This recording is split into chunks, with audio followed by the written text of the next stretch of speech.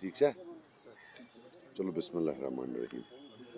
मैंने आप भाइयों को प्रेस का जो हमारे जो प्रेस फ्रेटर्निटी है इसलिए तकलीफ़ दी कि जो हम आज इलेक्शन में डिफरेंट एक्टिविटीज़ करते हैं, हम जैसे मैं आज बूनियार गया था, कल अकरालपुरा गया था, तो इसी तरीके से जो बड़े लीडरान हैं हमारे इस पार्लियामेंट्री कॉन्स्टिट्यूंसी में हु वील्ड इन्फ्लुएंस, तो we are making appeals to them also कि वो आके वोट कंसोलिडेशन में मदद करें और हमें जो है जीतने में मदद करें।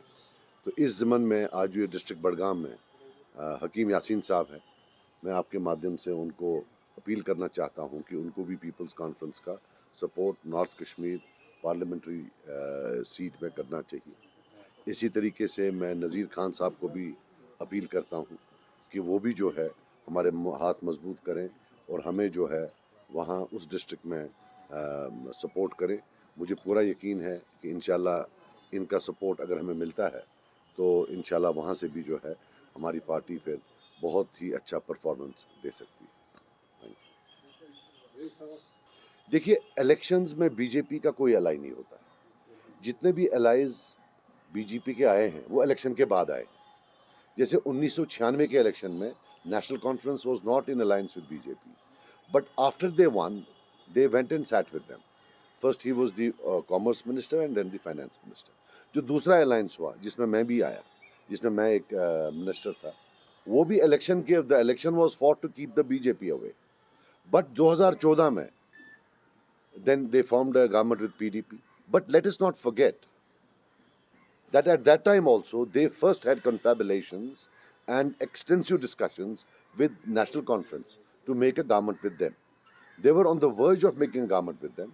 जो दविंदर राणा साहब ने भी बोला, इसकी अक्कासी शायद आज़ाद साहब ने भी की और मुझ बेचारे ने भी 2019 में की थी।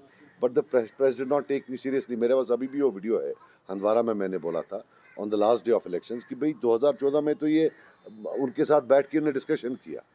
तो मुझे ये भी पता है कि तब जो चीफ मिनिस्टर डिसाइड किया था वो 2014 में वो दिल्ली में अभी मिनिस्टर हैं और deputy chief minister Ali Mohammad Sagar साहब थे। I know it because I was asked to support them. तो फिर बाद में शायद उनको सेकंड थॉट आया कि it will be against the people's mandate, so then they withdrew.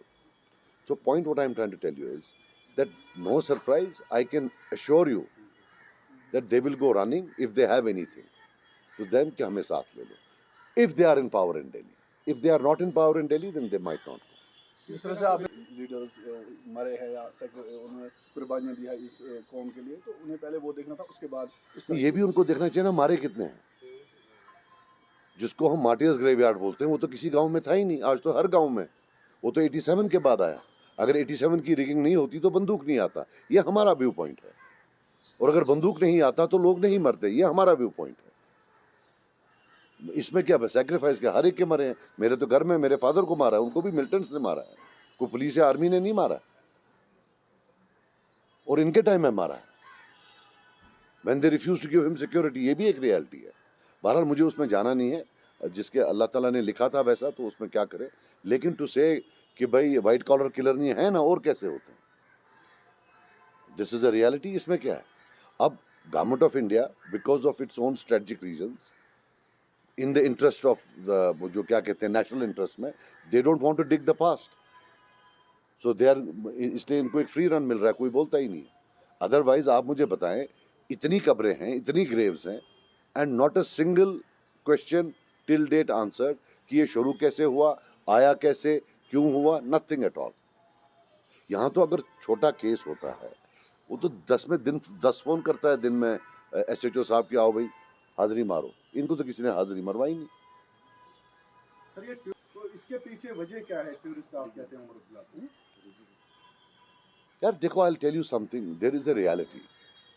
मतलब मैं ये नहीं बोल रहा हूँ like in the context of Kashmir वो हो गया एक, और in the context of north Kashmir, north Kashmir is largely rural, गांव के लोग हैं, सिंपल सीधे साधे लोग हैं।